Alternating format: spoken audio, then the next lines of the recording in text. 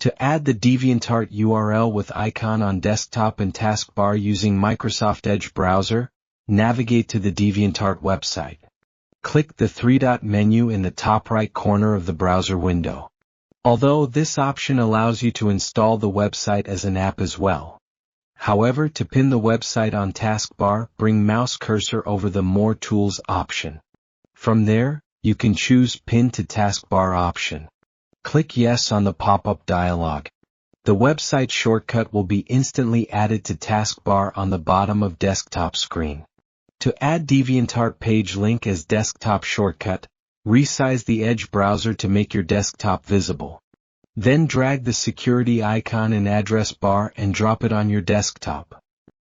Discover dozro.com for free courses on graphic design, video editing, browser tips, computer tricks, and website creation. You'll also find an impressive range of products, most priced under $20. Don't forget to like the video and subscribe to the Dozro channel. Thank you for watching.